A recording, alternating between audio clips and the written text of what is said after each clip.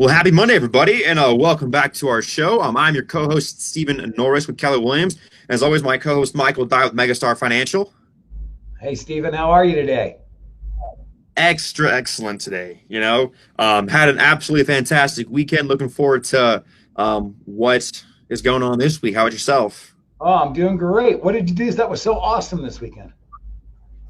I just got to really able to connect with or reconnect with a lot of folks who I haven't seen in a little while because of COVID, obviously. So didn't do the whole Zoom thing, didn't do the whole phone call thing. I actually got to see them face to face. So for me, that made my whole weekend. So I was really happy with that. And that's awesome, right? I mean, it's so strange being out of touch with people and like all you get is maybe a Zoom call or a phone call or a text, right? So, Mhm. yeah, nothing like seeing your friends and seeing them in person for sure. I'm glad that you No, were able to do absolutely. that. Yeah, you can't beat that. Um, and anyways, guys, on that happy note, What are we talking on that happy, yeah. All right. Well, on that happy note, we are very happy to be talking to you guys about this topic today because this is actually one of the number one things we've been hearing so far over the last couple of months since January 1st this year, obviously because of the COVID environment that we are in. So today's topic that we're talking about is COVID affecting buyers from purchasing their house? The answer is it isn't. And what we mean by that is because over the last several months, the National Association of Realtors has posted statistics showing that for the first quarter and about a quarter and a half, the housing market did actually not go down. It just kind of stagnated and kept flat a little bit. Very simply was because we didn't know what COVID was going to have in store for us. And so we were kind of figuring out the path that we were looking to take. But over the last couple of months, actually, we've had a huge hockey stick in the amount of homes that have been bought and sold, which is absolutely fantastic for our economy. Both locally here in Colorado and nationally as well as a country, we've seen a very huge swing in that. So we are very pleased to have that happen. And, Colorado by itself, the last 3 months, we have broken records in houses being bought and sold every single month. And right now we are actually in the end of August for 2020. And again, we are on track to, have how breaking records in terms of how many houses that we have bought and sold. So with that being said, we are very looking forward to what the rest of your housing for us. And in part, that is because of all of the wonderful interest rates that are out there right now. Michael, so talk to us a little bit about the interest rate environment, specifically when it comes to the new buying environments. You know what? That's really what we're seeing. We're seeing almost all-time historic lows interest rate wise Hmm. throughout our industry right now, especially on the purchasing side of things.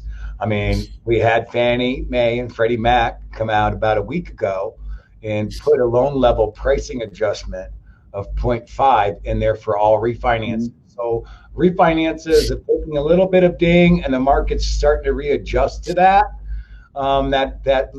loan pricing adjustment. But as far as the purchases go, man, we're really pushing that, and Fannie and Freddie are really backing that. So we're seeing some things. I've seen FHA in the low twos, and we're seeing conventional loans, in the high twos and low threes.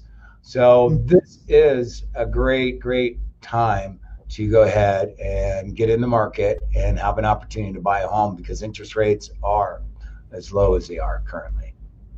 Absolutely. And please take note about what Michael said there. Even though right now he did mention that Fannie and Freddie Mac did raise interest rates, that was only for the refinances. And Correct. furthermore, they didn't even raise a full percent. They raised it 0.5%, which we are actually seeing a lowering and actually a healthy trajectory for all of those as well. When it comes to purchasing new houses with the new loans being built, we are still in historic lows, between the mid to the upper twos and the very, very low threes across the board for all loan types. So that being said, if you want or have been thinking about buying your house this year and you're not really sure about just honestly where to start, who to talk with, what are the questions I need to know, please contact us because we put all this information out for you guys and gals who ask us the questions because you are telling us you want to learn this information. And we are more than happy to sit down with you either virtually or in person and go over all the questions that you have right now because quite frankly, I'm sure you've heard it from mom and dad, grandma and grandpa all the time. Stop paying somebody else's mortgage and starts earning your own equity. And right now there's not been a better time than what we are in right now.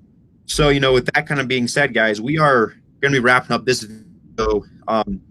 And so, what are your final remarks for everybody out there who's watching this video, Michael? What would be some of your top pieces of advice for new buyers coming into the market?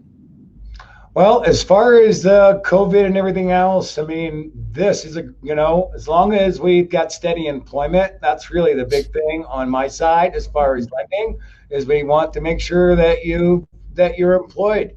That's really the big drawback for COVID for us. Other than that, interest rates are at all-time lows. It's a great time to get in the market, build some of that equity and wealth that you're trying to do with your home today. And this is a perfect opportunity to do that. Yeah. All right, everybody. Well, with that being said, remember, whenever you are thinking about buying, selling, investing, or just have general questions across the board about the real estate industry, please reach out to either one of us, and we'd be more than happy to talk with you guys.